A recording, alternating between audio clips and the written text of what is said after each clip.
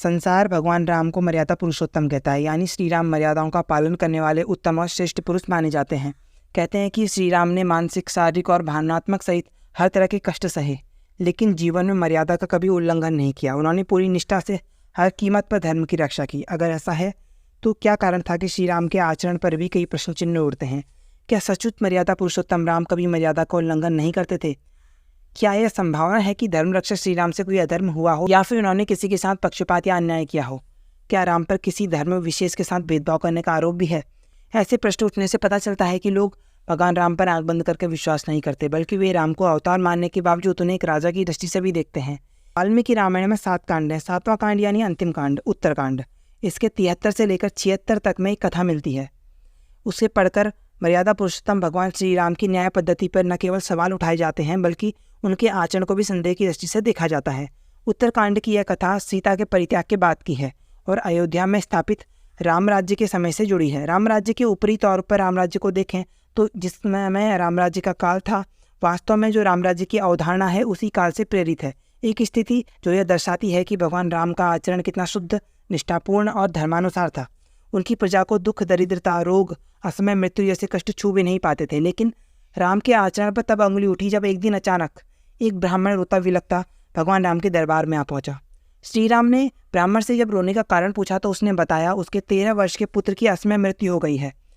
और राम के राज्य में अनोखी और असंभव सी घटना हुई, क्योंकि राम राज्य में किसी भी तरह का कष्ट नहीं होता था। दुखी ब्राह्मण ने राम पर आरोप लगाया कि उनके राज्य में धर्म की हानि हुई है और उसी के चलते उनके पुत्र की असमय मृत्यु हुई। ब्राह्मण कहते हैं कि राज्य में धर्म की उपेक्षा और अधर्म का प्रचार होने के कारण ही उसका फल राजा को भुगतना पड़ता है और उस पाप का 6ठा भाग राजा के हिस्से में आता है। इसलिए राज्य में होने वाले पाप के लिए राजा राम उत्तरदायी हैं। मर्यादा पुरुषोत्तम राम को यह आरोप सहन नहीं होता। वह देवर्षि नारद समेत कुछ दूसरे सिद्ध ऋषियों को बुलाकर इसका कारण पूछते हैं। तो ब्राह्मण के पुत्र की असमय मृत्यु का कारण उन्हें पता चलता है कि जब देवर्षि नारद उन्हें बताते हैं, भगवान राम को हर युग के वर्ण व्यवस्था, धर्म से उसका संबंध बताते हुए बताते हैं कि सतयुग में केवल ब्राह्मण तप करने का अधिकारी था। त्रेता युग में अधर्म ने अपना एक पैर धरती पर रखा तो धर्म के 3 पैर रह गए और क्षत्रियों को भी तपस्या का अधिकार मिल गया। नारद कहते हैं कि द्वापर में अधर्म का दूसरा पैर धरती पर आ जाएगा और धर्म के केवल 2 पांव रह जाएंगे। उस समय वैश्य भी तप करने के अधिकारी हो जाएंगे। अंत में कलयुग में अधर्म अपने 4 पैर धरती पर रख देगा, तब शूद्रों को भी तपस्या का अधिकार मिल जाएगा। नारद के अनुसार राम राज्य में बालक की मृत्यु से यह पता चलता है कि राज्य में उस समय ऐसा व्यक्ति तप कर रहा है जो नियमानुसार तपस्या का अधिकारी नहीं है। चूँकि त्रेता में तपस्या का अधिकार केवल ब्राह्मण और क्षत्रिय को ही था, इसलिए इसके अलावा कोई दूसरा व्यक्ति तपस्या करता है तो वह अधर्म माना जाएगा। उसके प्रभाव से राजा को अपयश और पाप का भागी बनना पड़ेगा। इसलिए ऐसा अधर्म रोकने के लिए नैतिक दायित्व तो भगवान राम का था। देवर्षि नारद सुझाव देते हैं कि भगवान राम को अपने राज्य का दौरा करके उस व्यक्ति को खोजना चाहिए और उसे दंड देना चाहिए। भगवान राम उस अज्ञात दुष्कर्मी को दंड देने के इरादे से अस्त्र शस्त्र लेकर निकल पड़ते हैं।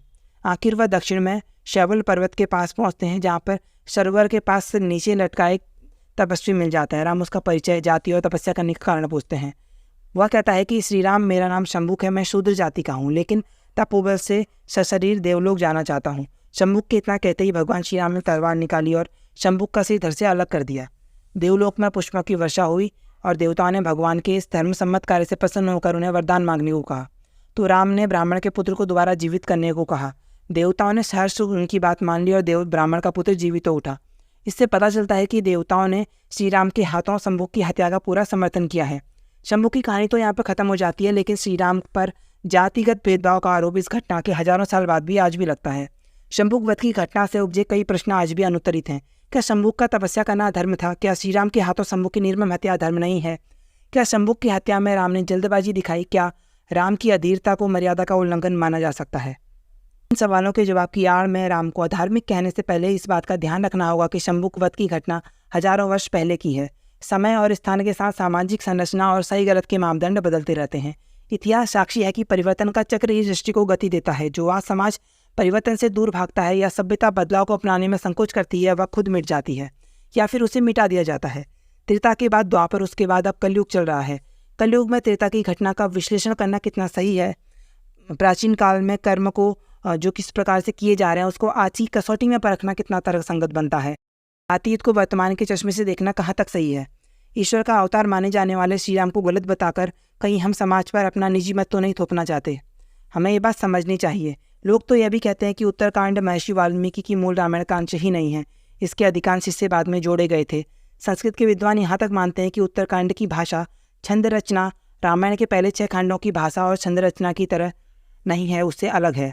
ये बातें रामायण के साथ साथ हुई बाद में छेड़खानी की ओर संकेत भी करती हैं। लेकिन हजारों वर्ष पूर्व लिखे गए रामायण पर लगने वाले आक्षेप उतने ही विवादित हैं जितने शंभू की हत्या के बाद राम पर लगने वाले आरोप हैं। इसे आज प्रमाणिक तौर पर कहना भी कठिन है। बदलते सामाजिक दृष्टिकोण और जातिगत समीकरणों के चलते किसी जननायक के चरित्र पर सवाल उठाना और उसे अधर्म और धर्म के खांचे पर बांट देना तो सब बहुत ही आसान है, लेकिन समाज को इस प्रवृत्ति से बचना चाहिए, क्योंकि ऐसी अधीरता किसी के चारित्रिक हनन का कारण बन सकती है। इस तरह के विषयों पर विचार करने का प्रमुख उद्देश्य सत्य की खोज करना होता है, लेकिन सत्य को पाना यहाँ पर उतना सहज निकता नहीं, क्योंकि सत्य काले और सफ़ेद रंग की तरह स्पष्ट नहीं होता। वह इस सिरे से उस सिरे तक न होकर कहीं मध्य में स्थित होता है। हमारे दृष्टिकोण के अलावा कोई और तीसरा दृष्टिकोण भी हो सकता है। अगर आपकी इस विषय में कोई राय है तो उस विषय में अपनी राय मुझे कमेंट सेक्शन में जरूर बताएं, और बताएं कि आपका दृष्टिकोण क्या है इस घटना के बारे में।